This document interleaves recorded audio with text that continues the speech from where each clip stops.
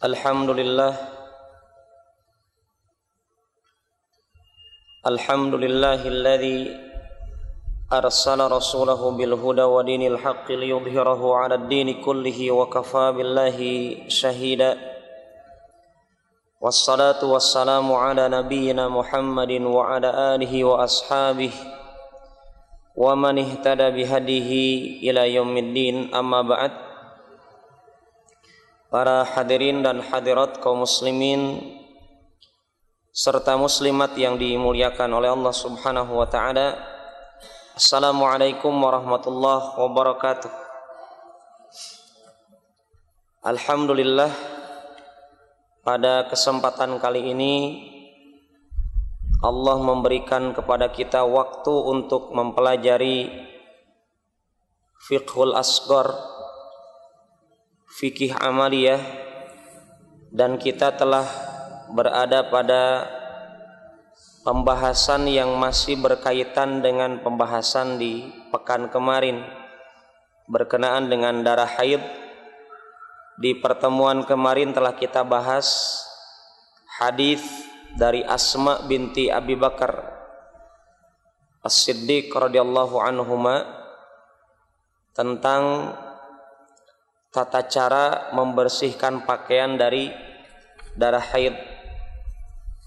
Dan pada kesempatan kali ini kita akan membahas hadis yang masih berkaitan dengan hal ini, yang disebutkan oleh penulis, judulnya adalah Al-Afu an athari launi damil haid.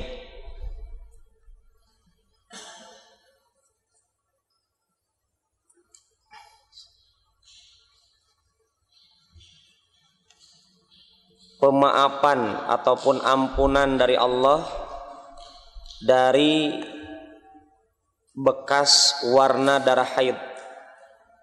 Jadi kalau ada darah haid sudah dibersihkan dari kain baju istri kita, kemudian ada bekasnya, maka tidak apa-apa, tidak dikatakan najis.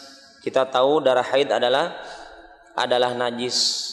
Dan kemarin telah kita bahas tentang darah-darah yang lain selain darah yang keluar dari dua jalur ini, dan pendapat yang terkuat adalah sucinya darah yang lain selain darah yang keluar dari kemaluan ataupun dari lubang dubur, dan darah haid keluar dari jalur depan, ya.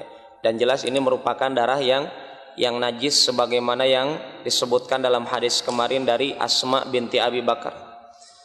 Kemudian hadis ini yang akan kita bahas sekarang tentang warna darah haid masih ada bekasnya di pakaian istri kita, ini dimaafkan. Landasannya adalah hadis dari sahabat Abu Hurairah. Qala al-muallif rahimahullahu ta'ala, berkata penulis Imam Ibnu Hajar al-Asqalani, semoga Allah senantiasa merahmati beliau, an Abi Hurairah radhiyallahu anhu qala, dari Abu Hurairah radhiyallahu anhu beliau telah berkata, qalat Khawlah, berkata Khawlah di hadapan Rasulullah SAW, didengar oleh Abu Hurairah radhiyallahu an, ya Rasulullah, wahai Rasulullah, fa in lam yadhabid dam, apabila darah haidnya itu tidak hilang, ya, maksudnya bagaimana ini? Maka Rasulullah SAW memberikan wejangan ataupun arahan. Beliau katakan alaihi salatu wassalam, yakfikal ma, cukuplah, yakfikil ma, cukuplah untukmu itu air, wala yadurruka atharuhu, dan tidak wala yadurruki atharuhu, dan tidak membahayakan engkau bekas darah haid.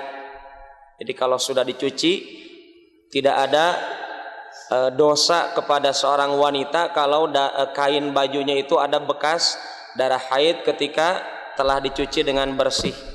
Dan kemarin kita tahu dianjurkan metode mencuci yang sebagaimana tuntunan Rasulullah SAW. Bagaimana? Dibersihkan dulu dengan kayu ataupun dengan batu atau dengan yang semisalnya, kemudian apa? Diperciki air sampai darahnya turun, kemudian dikucek, ya. Kemudian dikucek, dan tidak ada syarat mesti harus dengan apa? Dengan sabun. Karena kita tahu di zaman Nabi Muhammad SAW tidak ada sabun, tetapi Rasulullah menyebutkan dengan air. Dan dari sini kita dapatkan di pertemuan kemarin penulis menyebutkan bolehnya menggunakan bahan lain selain air selama fungsinya sama, yaitu membersihkan najis. Intinya di situ. Ketika najis itu bisa bersih dengan bahan lain, misalkan dengan air biasa atau cuka atau apa saja, maka bisa dijadikan bahan untuk membersihkan. Wallahu a'lam. Kemudian hadis ini diriwayatkan oleh Imam At-Tirmidzi dan sanadnya lemah. Ya, hadis ini sanadnya lemah. Kenapa? Karena ada seorang perawi hadis yang bernama Ibnu Lahiyah, didhaifkan oleh para ulama hadis sebagaimana disebutkan oleh Imam Abu Hatim, Yahya ibn Sa'id, Ibnu Mahdi, Waqi' dan mayoritas para ulama ahli hadis. Demikian juga Ibnu Mu'in, beliau katakan kana dha'ifan la yuhtajju bihadithihi. Ibnu Lahiyah, perawi hadis ini, kita tidak mengingkari kesikohan, ya, kekuatan hafalan Abu Hurairah, bukan. Tetapi sebelum Abu Hurairah ada orang bernama Ibnu Lahiyah. Itu yang dipertanyakan. Terkadang orang sering berargumen apa? Antum ini seakan-akan tidak cinta sahabat. Itu yang tidak tahu ilmu hadis begitu, ya. Itu riwayat Abu Hurairah. Kita katakan bukan Abu Hurairahnya. Sebelum Abu Hurairah siapa? Maksudnya yang mendengar hal ini siapa? Ya, murid-murid Abu Hurairah siapa, sehingga dilemahkan oleh para ulama itu bukan Abu Hurairahnya. Ya, karena kita tahu dalam ilmu hadis yang mesti diperhatikan apa? Matan dengan sanad. Ya, sanad itu adalah syajaratur ruwat. Sanad itu adalah apa, Pak? Sanad itu adalah pohon perawi. Diistilahkan para ulama hadis, perawi hadis yang meriwayatkan hadis itu kan tidak hanya sahabat. Setelah sahabat meninggal, siapa? Tabi'in. Ya. Dan disinilah maksudnya, siapa tabi'in di sini? Kita tahu orang-orang Syiah munculnya kapan? Zaman sahabat. Ya. Orang-orang Khawarij munculnya kapan? Zaman sahabat. Orang-orang Murji'ah zaman kapan? Zaman sahabat.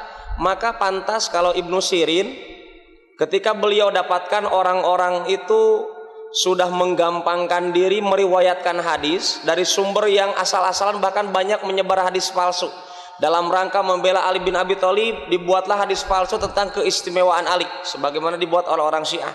Demikian juga dalam rangka membela Muawiyah bin Abi Sufyan, dibuatlah hadis palsu dalam masalah keistimewaan Abu Sufyan ataupun Muawiyah dan seterusnya. Maka Ibnu Sirin mengatakan apa? Summu rijalakum. Ketika ada masa fitnah ini, khususnya semenjak kapan? Semenjak syahidnya Umar ibn Khattab, dari situlah fitnah pembunuhan umat Islam banyak sekali. Dan itu menunjukkan apa? Banyaknya fitnah dalam ilmu Islam, mengatasnamakan dinul Islam. Didukung juga dengan apa, ikhwan? Di zaman Umar bin Khattab adanya masa Fathul Futuhat. Dalam sejarah Umar bin Khattab dikatakan istilahnya Fathul Futuhat, pembebasan negara-negara musyrik menjadi negara Islam.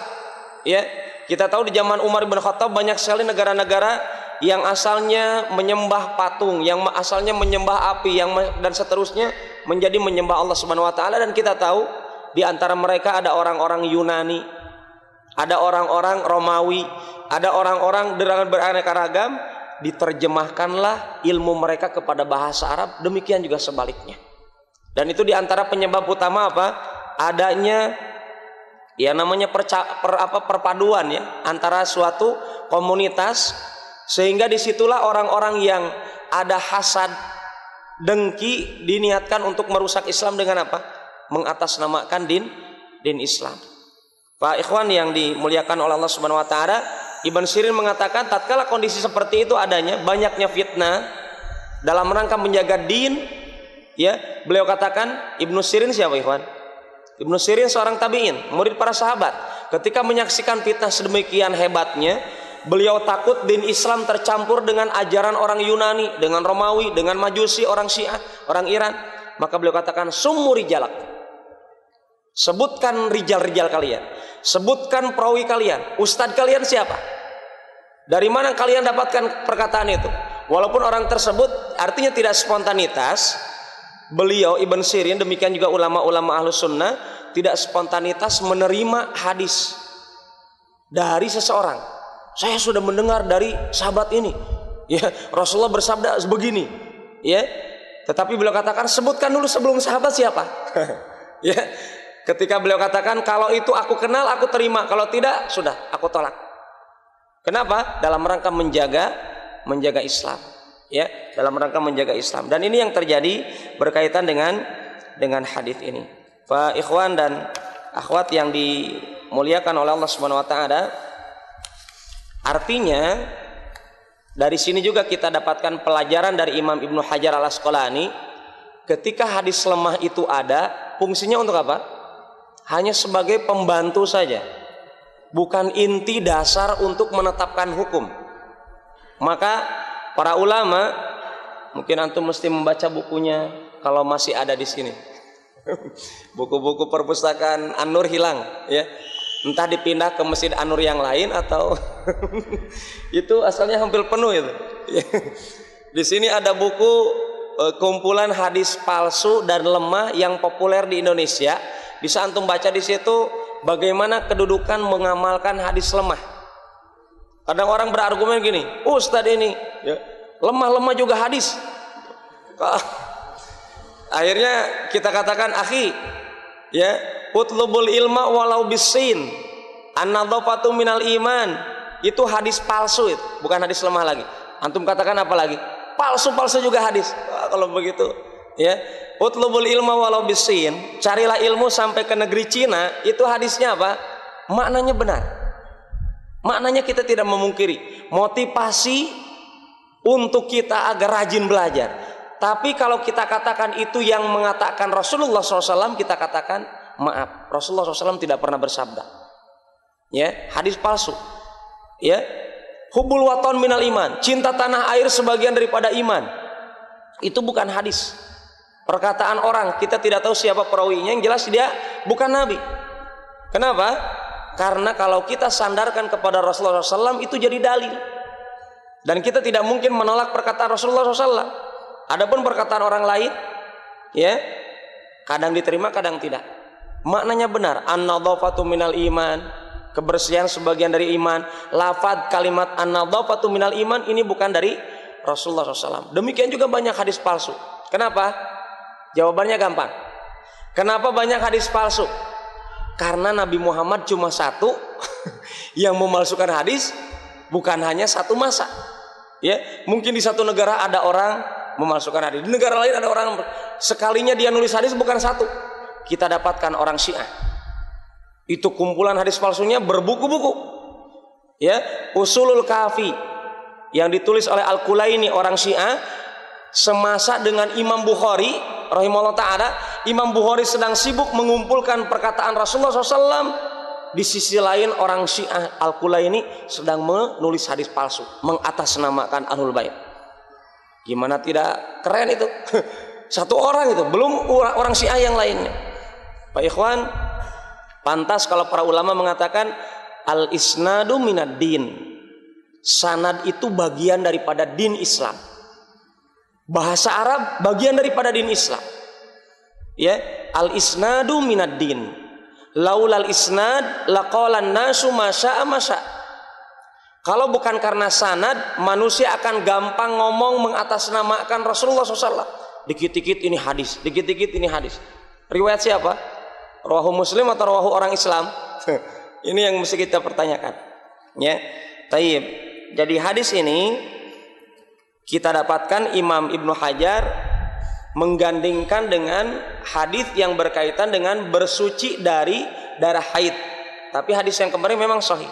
Adapun hadis yang sekarang lemah itu untuk pembantu menguatkan hadis sebelumnya. Artinya walaupun hadis ini tidak ada, tetap kita telah cukup dengan apa? Dengan apa yang disabdakan oleh Rasulullah Sallallahu Alaihi Wasallam. Maka ketika kita dapatkan hadisnya itu adalah lemah, sebagian ulama mengatakan boleh menjadikan dia hujah, dalil. Sebagian yang lain mengatakan cukuplah bagi kita yang sahih. Ya. Kemudian yang mengatakan boleh menjadikan dalil hadis lemah itu dengan syarat. Tidak spontanitas lemah langsung dipakai, tidak. Tapi dengan syarat apa? An yakuna dhaif ghairu syadid. Mesti hadisnya itu kalau lemah tidak lemah sekali, tidak syadid, tidak dhaif jiddan. Ya. Kemudian apa? Mesti hadis lemah itu dia punya sandaran dari hadis yang sahih. Contohnya hadis ini. Dari hadis yang sahih, hadis sebelumnya itu kan sahih. Dia bersandar. Coba Pak, namanya bersandar bagaimana? Berarti dia nggak kuat. Ya, mesti punya sandaran kepada hadis yang sahih. Artinya masih berkaitan dengan hadis yang sahih. Kalau tidak berkaitan, maka jangan diterima. Ketiga apa? Jangan berkaitan dengan masalah hukum. Jangan berkaitan dengan masalah akidah, keyakinan. Karena ingat ikhwan, masalah keyakinan itu telah dijelaskan sebelum Rasulullah SAW meninggal dunia. Seluruh sabdanya ada jawabannya dalam hadis ataupun dalam Al-Quran. Masalah keyakinan. Dalam masalah hukum jelas, itu telah ditetapkan. Ya, artinya dalam masalah apa Pak Ustaz? Dalam masalah fadilah. Keutamaan-keutamaan diperbolehkan. Itu pun bagi sebagian ulama yang mengatakan boleh menggunakan hadis lemah. Tayyib. Kemudian yang selanjutnya ikhwan, di sini hadis ini menyebutkan tentang hadis lemah ini menunjukkan apa? Dimaafkannya darah yang bekas darah haid yang telah dalam pakaian yang pakaian tersebut telah dibersihkan. Ini tidak apa-apa. Maka penulis menyebutkan tambahan penjelasan dari hadis ini. Beliau katakan hadis ini menyebutkan cukuplah air untuk melenyapkan darah haid. Ya, cukuplah air untuk melenyapkan darah haid, walaupun kata beliau kita dapatkan dalam hadis yang lain Rasulullah SAW menyebutkan tentang darah haid yang kena kepada kain, hukihi, garuklah itu darah haid, wagsilihi bima'in wasidrin, cucilah darah haid itu dengan air dan dengan daun bidara. Jadi kalau bapak-bapak ibu-ibu menanam daun bidara, maka ketika darah haid petik untuk apa?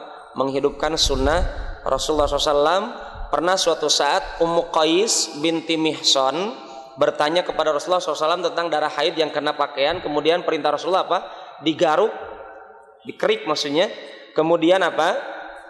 Igsili bilma wasidrin, cucilah dengan air dan dengan daun bidara. Maka kita tahu ikhwan, daun bidara itu berarti bisa untuk membersihkan darah haid dalam pakaian kita. Kedua apa? Daun bidara bisa untuk memandikan jenazah. Kemudian juga daun bidara bisa juga untuk, seperti yang saya baca dari fatwa Ibn Baz rahimahullah ta'ala, untuk orang yang kerasukan jin. Ya, itu boleh digunakan daun bidara, diambil ganjil 7 biji, 7 helai daun, kemudian diulek itu apa? Ditumbuk kapan? Kemudian apa? Tumbukan tersebut dicampur dengan air, kemudian airnya digunakan untuk mandi bagi orang yang kerasukan jin atau diganggu oleh jin. Dan sebelumnya air tersebut setelah dikasih daun bidara diapakan? Dibaca. Baca-bacanya apa? Ini istilah Kendari kalau dengar baca-baca. Baca-bacanya apa? Bacakan Al-Fatihah. Ya, bukan menyem-menyem tidak jelas, ya. Baca-bacanya jelas surat Al-Fatihah. Maka kalau Anda baca Quran, jangan bawa ember yang sudah dicelupkan daun bidara tersebut, jangan dibawa ke WC. Ya, karena kita tahu Rasulullah telah melepas cincinnya ketika masuk toilet. Artinya ada lafaz Allahnya. Maka baca Al-Fatihah, kemudian Al-Ikhlas, Al-Falaq, An-Nas dan ayat kursi di dalam celupan air tersebut, ditiupkan kemudian digunakan oleh orang yang terkena. Ya. yang terkena kerasukan jin. Wallahu ta'ala alam bisawab. Nah, di sini juga kita dapatkan dari hadis lemah ini adanya penjelasan tentang pemaafan. Ya, kita tahu teringat kembali dengan doa yang diminta oleh Ibunda Aisyah radhiyallahu anha wa ardaha ketika kalau beliau berjumpa dengan berjumpa dengan Lailatul Qadar, apa yang mesti diucapkan? Apa kata Rasulullah? Allahumma innaka afuwun tuhibbul afwa fa'fu anni. Ya Allah, sungguhnya Engkau Maha Pemaaf, maafkan aku, ya. Tuhibbul afwa, Engkau mencintai kemaafan ataupun maaf, dan maafkanlah aku. Disinilah di antara bentuk bukti Allah Maha Pemaaf, Maha Pengampun kepada kita. Kita tidak dibebani syariat ketika seorang wanita ada bekas darah haid. Artinya dari sini seorang wanita mestilah tenang. Kalau ada bekas darah haid jangan rasa ada was-was. Ingat, setan sering memanfaatkan apa? Kebodohan kita dengan ajaran Islam. Ya, suka ditakut-takuti. Contohnya banyak, yaitu ada darah haid sudah tahu dicuci bersih, tapi ada bekasnya, ada rasa apa? Najis. Akhirnya baju tersebut tidak dipakai. Ya, akhirnya tiap datang bulan apa? Baju khusus. Baju khusus, baju darah haid. Tidak, kita katakan ini jelas at-tanattu' fid din, berlebihan dalam din. Maka dengan hadis lemah ini menguatkan untuk hadis yang menambah kejelasan dengan hadis yang sahih kemarin tentang kalau ada bekasnya itu tidak apa-apa. Dan ini diantara bentuk kemahamurahan Allah Subhanahu Wa Taala, kasih sayang Allah kepada kaum wanita, ya, bahwasanya adanya pemaafan ini untuk apa? At-takhfif anil mukallafin wa raf'ul haraj. Fungsinya pemaafan ini untuk apa? Untuk meringankan beban orang-orang yang mukallaf, memberikan keringanan, wa raf'ul haraj, agar umat Islam apa? Rasa takutnya itu dilenyapkan, bebannya itu, ya. Artinya ikhwan, tolong diingat dengan kisah ini, ya, apa itu? Teringat dengan firman Allah Subhanahu wa taala, "Wa ma ja'ala 'alaikum fid dini min haraj." Tidak ada ajaran Islam sekecil apapun atau sebesar apapun itu membebankan kita, memberatkan kita. Tolong dipahami, sebesar apapun ajaran Islam itu tidak akan memberatkan. Artinya, kalau saat ini kita dihalau oleh sebagian umat Islam untuk menegakkan suatu syariat yang berat dan kita tidak sanggup mengerjakannya, maka jangan dikerjakan. Bukan berarti kita menolak. Contohnya apa? Penegakan khilafah. Ya. Jelas ini apa? Membebani. Kenapa? Karena itu adalah suatu hal yang akan terjadi. Tetapi kalau kita tidak sanggup sekarang, bukan kita tidak cinta khilafah. Tetapi apa yang mampu kita kerjakan saat ini, mari kita pelajari, maka kita laksanakan. Ya, karena intinya hidup bukan untuk itu. Ya, intinya hidup adalah bukan untuk itu, tetapi untuk mengesahkan Allah Subhanahu Wa Taala dengan cara Rasulullah Sallallahu Alaihi Wasallam. Kemudian yang kedua adalah lidaf'i masyaqqatil ihtiraz, untuk mencegah rasa berat hati. Ya. Dengan adanya pemaafan ini untuk mencegah rasa berat hati. Kemudian yang ketiga, adanya pemaafan ini adalah untuk likauniha yasirah, menunjukkan bahwasanya hal tersebut itu sebenarnya mudah. Artinya ikhwan dan akhwat, tolong dipahami, ketika din Islam itu diajarkan oleh Allah mudah, maka jangan cari yang sulit-sulit. Ya, demikian juga sebaliknya. Ketika ajaran Islam itu terasa berat oleh kita, maka jangan cari-cari gampang, jangan cari-cari kemudahan kecuali ada dalilnya. Contoh, sudah tahu ibadah saum itu ada saum sunnah, ada saum wajib. Ya, ada nama-namanya. Kita tambahi lagi, sudah dibatasi kita tambahi. Ya, sudah tahu syariat tertentu itu sudah ada bentuknya, kita tambahi dengan bentuk yang lain. Ini jelas seakan-akan kita tidak merasa cukup dengan apa yang merasa cukup para sahabat dengan Rasulullah SAW. Cukuplah sebagaimana cukupnya para sahabat dengan kondisi mereka mengikuti sunnahnya Rasulullah SAW. Maka pantas kita sering ingatkan perkataan seorang sahabat, Abdullah ibn Mas'ud kullu khairin fil ittiba' wa kullu syarrin fil ibtida'. Ya, setiap kebaikan itu dalam mutaba'atir Rasul, mengikuti Nabi Muhammad, dan setiap kejelekan itu adalah dalam membuat hal yang baru yang tidak pernah dicontohkan oleh Rasulullah SAW. Ya. Kemudian mungkin saya cukupkan berkaitan dengan hadis tadi ini sebagai penguat, dan kita masuk kepada bab yang baru. Ini babul wudu. Ya, babul wudu, dan inilah penulis Imam Ibnu Hajar, beliau berusaha mendisiplinkan ilmu, mengurus dari hal-hal yang berkenaan dengan pembuka wudu. Yang pertama, kita telah menjelaskan kemarin tentang berkaitan dengan air. Ya. Kemudian tentang berkaitan dengan najis. Artinya apa? Ini pembukaan untuk menjadikan wudu kita sah. Ya. Maka dipelajari di pertemuan sebelum-sebelumnya apa? Berkaitan dengan air yang bisa dipakai untuk bersuci atau tidak. Kemudian dilanjut dengan barang-barang yang dikatakan najis, demikian juga bejana-bejana, karena bejana itu kita tahu di zaman Rasulullah SAW adalah sarana untuk lokasi air berwudu. Maka dibahaslah sarana-sarana untuk berwudu, baru sekarang masuk kepada bab wudunya. Jadi setelah ini nanti kita akan sambung kepada bab sholat, ya, dan seterusnya. Artinya sabar. Jadi bapak-bapak, ibu-ibu, ikhwan dan akhwat, kajian kita kajian kesabaran. Ya, jadi kita masih bab yang dasar sekali, dan semoga ini memberikan manfaat yang mendalam untuk kita semuanya. Taib. Al-wudu, ya, kalau wawunya itu dipathahkan, al-wadu, ini kaidahnya sama dengan as-sahur. Kalau dikatakan al-wadu, itu adalah air wudu artinya. Al-wadu kalau wawunya berharokat fathah, al-wadu bukan wudu. Al-wadu itu artinya al-ma'ulil wudu. Artinya adalah al-ma'ulil lil wudu. Kalau al-wudu itu berarti apa? Kata kerja. Masdar dari kata kerja. Taib. Al-wudu atau al-wudu ini secara bahasa adalah an-nadhafah wal inarah. Kenapa dikatakan wudu itu wudu gitu? Sama. Kenapa dikatakan sholat itu sholat? Ya. Kenapa dikatakan zakat itu zakat? Kenapa dikatakan Quran itu Quran? Disitulah kita dituntut untuk belajar. Artinya apa?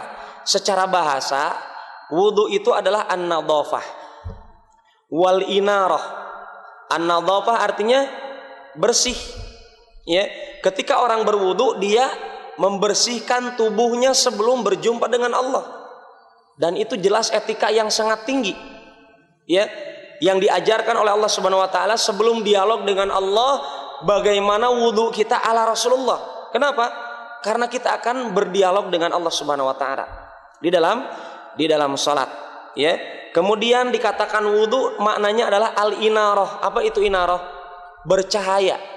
Dan kita tahu bagaimana sabda Rasulullah SAW tentang Rasulullah mengatakan, aku akan tahu nanti di hari kiamat mana umatku. Para sahabat mengatakan, bagaimana engkau bisa tahu? Min atharil wudu, kata Rasul. Dari apa? Dari bekas wudu mereka.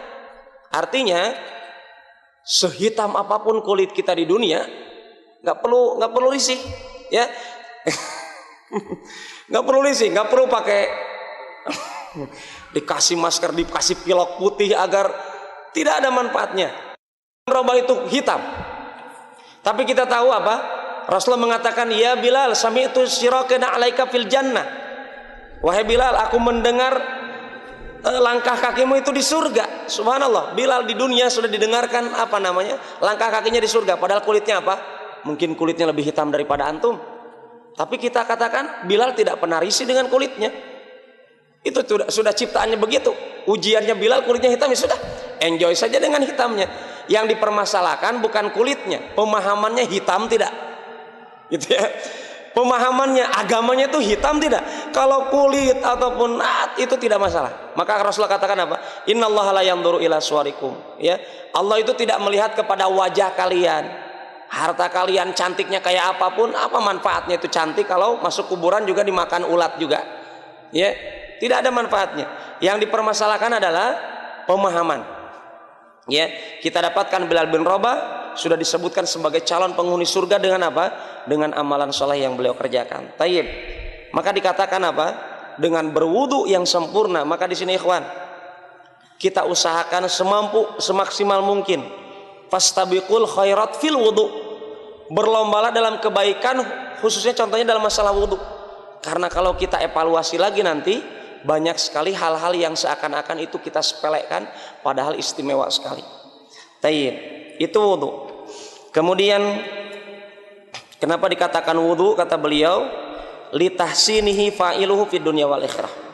Karena orang kalau dengan berwudu akan memperbagus pelakunya di dunia dan di akhirat. Dan kita telah dapatkan hadis Rasulullah SAW, kias ataupun analogi dari Rasulullah, permisalan, bagaimana pendapat kalian wahai para sahabatku kalau depan rumah kalian ada sungai deras, ya, sungai deras, kalian mandi 5 kali sehari. Siapa yang hari ini belum mandi? Wajib mandi dalam Islam 1 kali seminggu, hari Jumat, kecuali mimpi basah setiap, katakan begitu ya. Kita katakan apa? Permisalan Rasulullah SAW dengan wudhu, ya, itu seperti apa? Seperti orang yang di depan rumahnya ada air mengalir deras, sungai. Bagaimana? Apakah ada bekas kotoran yang tersisa? Tidak. 1 hari 5 kali mandi, bagaimana tidak bersih? Dan airnya deras mengalir. Artinya kalau ada kotoran lewat, cepat lewat, gampang dibersihkan. Ini permisalan Rasulullah SAW dengan keistimewaan berwudu. Kalau wudunya wudu Rasulullah. Karena nanti ada ancaman wailul lil aqab minan nar, kecelakaan bagi mata kaki orang-orang yang berwudu. Kenapa? Sering tidak terbasuh. Mungkin ada peta kendari itu di kakinya ataupun di sininya petanya dan seterusnya. Itu hal-hal yang sering dilupakan. Pak ikhwan yang dimuliakan Allah Subhanahu wa taala, inilah keistimewaan berwudu. Dan kemudian penulis menyebutkan pengertian berwudu secara syariat. Ini tolong diingat kembali. Pengertian wudu secara bahasa tadi membersihkan dan memberikan cahaya, pelakunya di dunia dan di akhirat. Secara syariat, wudu adalah at-ta'abbud lillahi ta'ala. Wudu itu adalah beribadah kepada Allah Ta'ala. Artinya orang kalau dikatakan dia ingin wudunya itu bernilai pahala, apa? Mesti ikhlas. Apa ada Pak Ustadz lagi wudu sombong, ria? Ya bisa jadi. Ya, bisa jadi ada orang ria gara-gara wudunya apa? Baru ikut kajian, dia yang paling tahu tata cara wudu yang benar, kemudian iya, betul tidak? Betul. Ya, maka tolong pengertian wudu yang benar adalah niatkan ikhlas karena Allah untuk beribadah. Ikhlas berarti apa? Karena Allah. Dan niatkan apa? Melaksanakan, menyebarkan syiar Islam, menyebarkan sunnah Rasulullah SAW. Itu namanya ibadah. Karena ibadah tidak dikatakan ibadah kalau tidak memasuki 2 syarat, ikhlas dengan mengikuti sunnah Rasulullah SAW. Maka orang ketika berwudu niatkan lillahi ta'ala, mengikuti sunnah Rasulullah, bi ghuslil a'dha al-arba'ah ala sifatin makhsusah, dengan membasuh 4 anggota wudu dengan sifat yang dikhususkan. Wahada min babit taghlib, dan ini ditinjau dari dominannya, li anna ra's yumsah, dikarenakan kepala itu bukan dibasuh tapi diusap. 4 anggota wudu ini apa Pak? Ikhwan akhwat, apa 4 ini? Yang dicantumkan dalam surat Al-Maidah. Apa itu? Idza qumtum ilas shalah faghsilu wujuhakum wa aydiyakum ilal marafiq, kemudian wamsahu biruusikum wa arjulakum ilal ka'bain. Itu yang wajib-wajib yang mesti antum jaga. Wajah, tangan 2, 3 di sini, 4 di kaki. Ini yang dimaksud oleh penulis 4 anggota wudu yang wajib. Dan nanti wajah termasuk di dalamnya nanti kumur-kumur, menghirup air ke hidung, mengeluarkan dan seterusnya nanti pembahasannya. Tetapi secara pengertian adalah demikian. Ya. Kemudian wudu merupakan suatu perkara yang inti di dalam sholat, sampai Rasulullah SAW mengatakan dalam hadis riwayat Bukhari Muslim, La tuqbalu salatu man ahdatha hatta yatawadda. Tidak akan diterima salat orang yang hadas sampai dia berwudu. Hadas itu apa hadas? Hadas asghar seperti apa? Kentut dan kencing. Hadas akbar apa? Mandi jinabah. Ya, mandi jinabah. Kemudian hadis yang lainnya, la tuqbalu salatun bi ghairi tahur.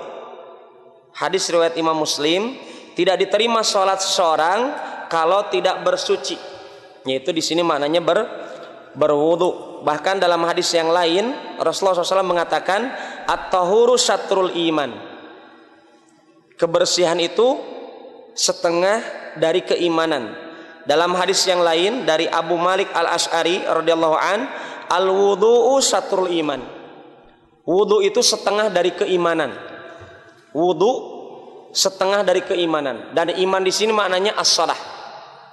Ya, iman di sini adalah as-shalah sebagaimana firman Allah Subhanahu wa taala, "Wa ma kana Allahu liyudhi'a imanakum." Dan Allah tidak akan menghilangkan iman kalian. Iman di sini apa artinya? Salat kalian. Ayat ini tentang apa, ikhwan? Ketika para sahabat dirubah kiblatnya dari Masjidil Aqsa di Palestina, diarahkan kiblatnya kemana? Ke Masjidil Haram di Makkah Mukarramah. Ini hasil dari doanya Rasulullah SAW berbulan-bulan. Saya katakan berbulan-bulan betul. Jadi ikhwan yang belum punya pasangan berbulan-bulan bahkan bertahun-tahun, ya, jangan pernah putus asa. Kenapa? Rasul saja diajarkan oleh Allah, doanya baru dikabulkan berbulan-bulan lamanya tentang perubahan kiblat. Ketika para sahabat sedang sholat, kiblat mereka mesti diarahkan berubah kepada Masjidil Haram. Maka para sahabat merasa sedih. Jangan-jangan sholat kita selama ini tidak diterima oleh Allah. Maka Allah jawab dengan turunnya ayat ini, wa ma kana Allahu liyudhi'a imanakum. Allah tidak akan pernah menyia-nyiakan pahala salat kalian yang kemarin ketika menghadap Masjidil Aqsa di Palestina. Jadi kalimat as-shalah itu adalah dijuluki dengan iman. Maknanya apa, ikhwan? Orang yang rajin meninggalkan salat berarti rajin meninggalkan keimanan. Maka pantas Rasulullah SAW mengancam apa? Subhanallah. Al-ahdul ladzi bainana wa bainakumus shalah faman tarakaha faqad kafar. Perjanjian antara diriku dengan mereka adalah salat. Orang yang meninggalkan salat dia telah kafir. Adanya ancaman dari Rasulullah SAW orang yang meninggalkan salat. Kenapa? Karena salat dijuluki dengan keimanan. Tayyib. Masih mungkin ini dibahas? Jam berapa? Sudah masuk. Jadi pembahasannya baru pembukaan. Nah, mungkin untuk karena ini kalau dibahas akan panjang. Ya, insya Allah pada inilah kajian kita, pendek-pendek waktunya. Jadi mungkin kami cukupkan dulu, ikhwan dan akhwat. Insya Allah pada pertemuan yang akan datang. Dan bagi ikhwan, saya informasikan juga akhwat, bagi yang mau tabarruk mau berinvestasi akhirat, mungkin bisa membantu teman-temannya di print hadis yang kita bahas saat besok mungkin ya, pekan depan atau kajian-kajian kita. Begitu juga kitab tauhid, printer saya lagi error. Jadi bagi yang mungkin bisa memprint dan dibagikan kepada yang ikut kajian mungkin lebih khusyuk ya, memperhatikan hadis yang dibahas, karena kita belum bisa membeli proyektor. Jadi mungkin minimal ada yang bisa memfotokopikan hadis yang akan kita bahas pada pertemuan akan datang insyaallah tentang hukum bersiwak ketika berwudu. Nah ini ketika berwudu jarang-jarang orang bersiwak. Tapi mungkin insyaallah pada pertemuan akan datang kita bahas. Subhanakallahumma rabbana bihamdik asyhadu an la ilaha illa anta astaghfiruka wa atubu ilaik. Walhamdulillahirabbil alamin. Assalamualaikum warahmatullahi wabarakatuh.